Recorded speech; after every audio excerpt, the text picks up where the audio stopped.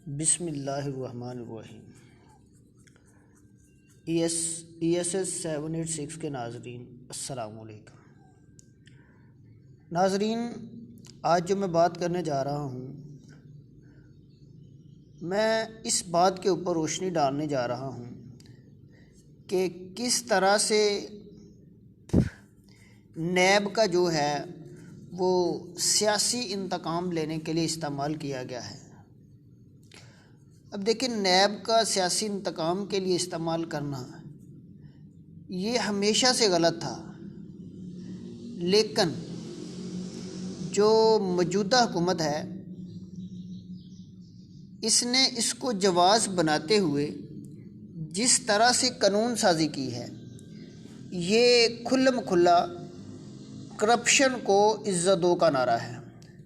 यानी जो लोग 3-4 साल इस बात का ढंढोरा पीटते रहे कि इज़्ज़त को वोट दो, असल में ये बात अब साबित हो चुकी है कि इनका असल जो नारा था वो अपनी करप्शन को बचाना था, ताकि ये अपनी करप्शन को बचा सके कि और इनका असल नारा ये होना चाहिए था कि करप्शन को इज़्ज़त दो। अब देखिए, इन्होंने जो नैब कवानीन में जो कवानीन है उनमें जो तरामीम की हैं, जैसा कि पैरागॉन सिटी में मुतासरीन की तादाद 76 है और ये केस नैब में है। अब इन्होंने कानून ये बना दिया है कि नैब कार्रवाई उस वक़्त कर सकेगा जबकि मुतासरीन की तादाद कम से कम 100 हो। अब नाज़रीन, ये बात गौर करने वाली है कि इनको पता था कि जो तकरीबन 76 लोग मुलव्वस हैं, तो इन्होंने कानून क्या बना दिया, 100 होने चाहिए। अब सोचने की बात है कि अंदाज़ा लगाएं इनकी करप्शन कितनी बड़ी होगी कि जिसको बचाने के लिए ये इन्होंने कानून में तरामीम की है। अब 5 मिलियन से कम की करप्शन जहां मर्जी होती रहे, नैब का कार्रवाई नहीं कर सकेगा।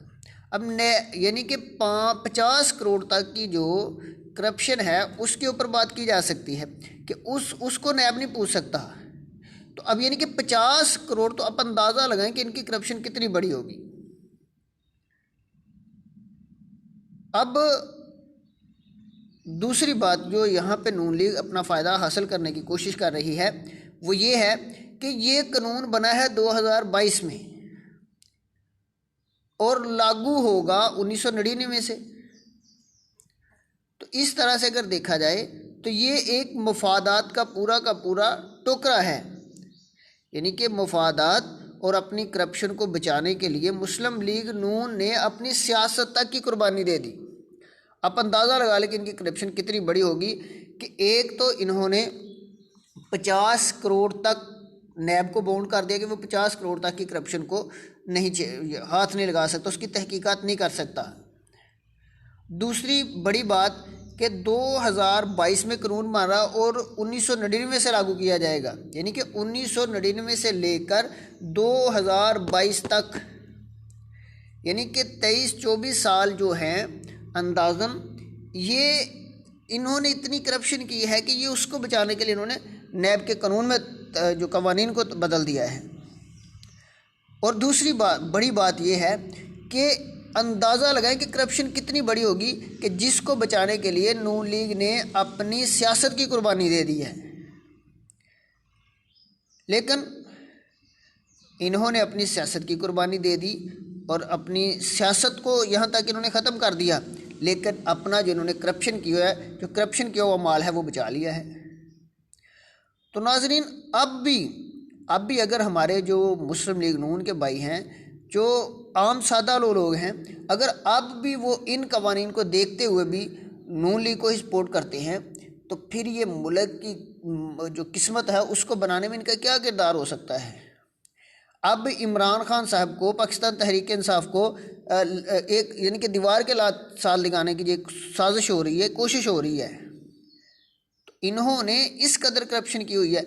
और खान साहब का बयानिया आज सच साबित हो चुका है कि खान साहब ने जो इनकी करप्शन का डंडोरा पीटा था वो बिल्कुल हक था और सच था। और आज इन्होंने अमली तौर पर यह बात साबित करके दिखा दी है। इनके एक चपरासी के अकाउंट में इतने अरबों पे जो अरबों की तादाद में इनके पास पैसा पड़ा, वो कहाँ से आया है?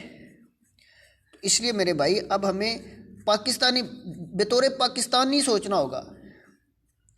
अब हमें पार्टीज़म की जो सियासत है इससे बाहर आना होगा।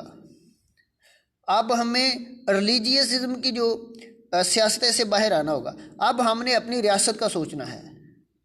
अब हम अपनी रियासत के साथ खड़े हैं। अब भी अगर हम रियासत के साथ नहीं खड़े हैं तो ये हमारी रियासत कभी उठ नहीं पाएगी। तो अल्लाह से दुआ है कि अल्लाह रब्बुल इज़्ज़त की ज़ात हमारी रियासत को हमेशा कायम रखे, दायम रखे। पाकिस्तान जिंदाबाद।